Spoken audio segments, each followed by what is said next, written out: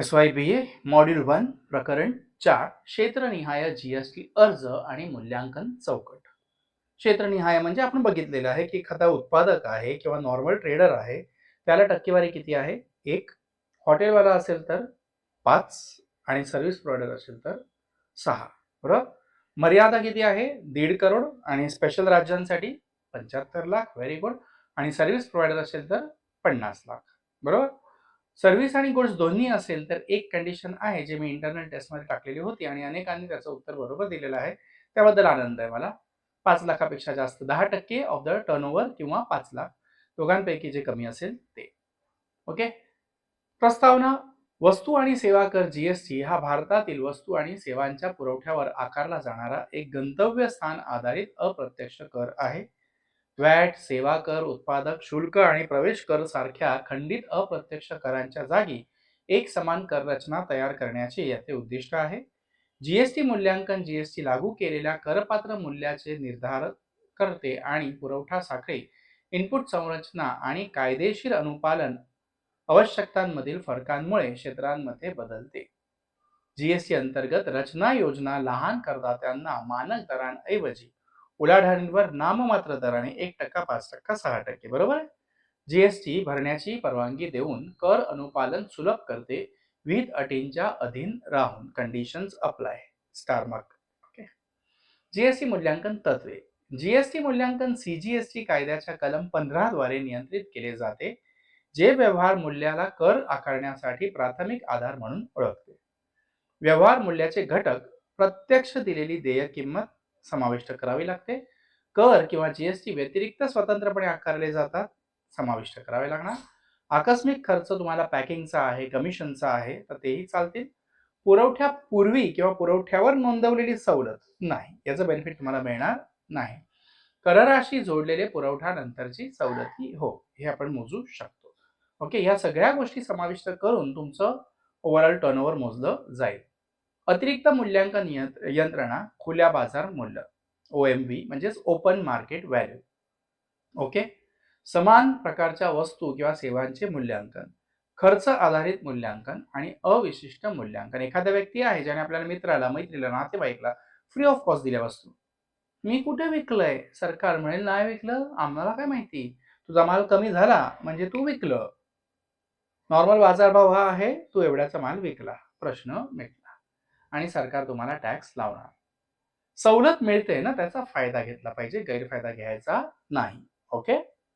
पुढे रचना योजना आढावा. कंपोजिशन स्कीम योजना लहान करदात्यांसाठी अनुपालनाचा भार, बुक किपिंगची गुंतागुंती कमी करण्यासाठी डिझाईन केली आहे. बरं, एवढे हिशोब ठेवण्यापेक्षा मोजकेच काही बुक्स ठेवा आणि मोकळे व्हा. पात्रता निकष, एकूण उलाढाल वगैरे आपल्याला ऑलरेडी सगळं फिट झालेलं आहे डोक्यात. उत्पादक, व्यापारी, रेस्टॉरंट आणि सेवा प्रदान करणारे व्यक्ती हेही डोक्यात आलेलं आहे, पूर्ण बऱ्यापैकी बसलेलं असेल सगळ्यांच्याच डोक्यात. बरोबर.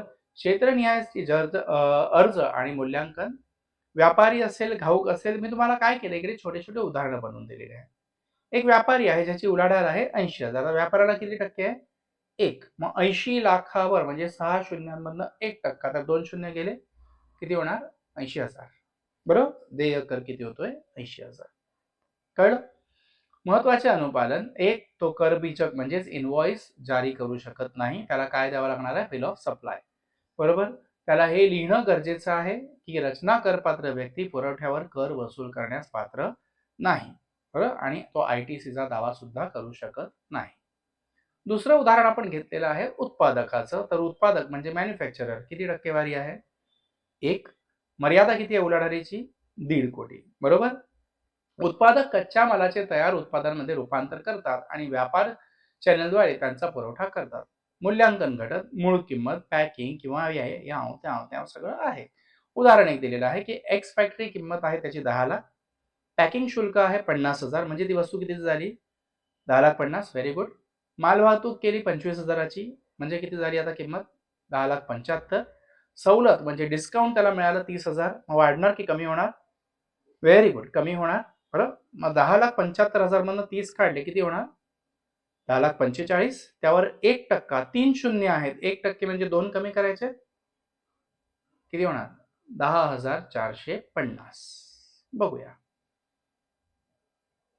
बघा, 10,45,000 आले, रचना कर 1%, बरोबर. निर्बंध काय आहे, तो पान मसाला, तंबाखू, आईस्क्रीम वगैरे विकू शकत नाही, आंतरराज्य पुरवठा करू शकत नाही.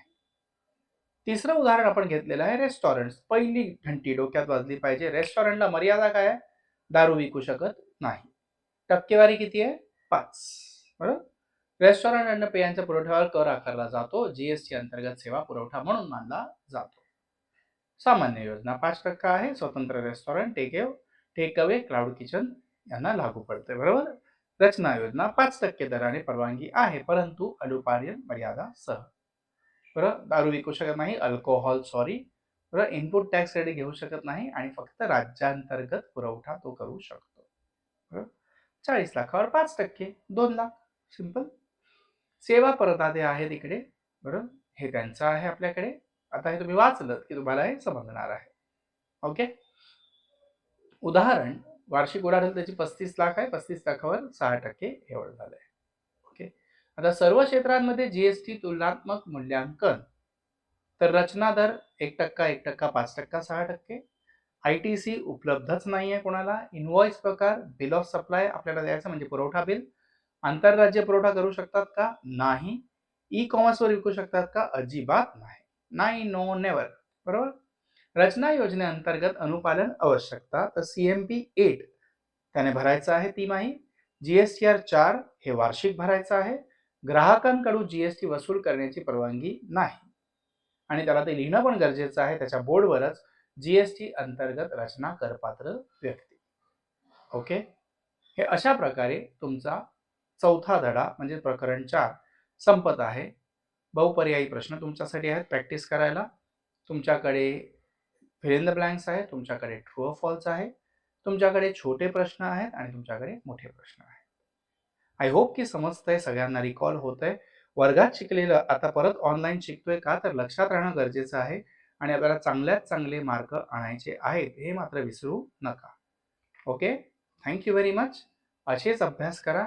छान करतायत तुम्ही, बऱ्यापैकी करू.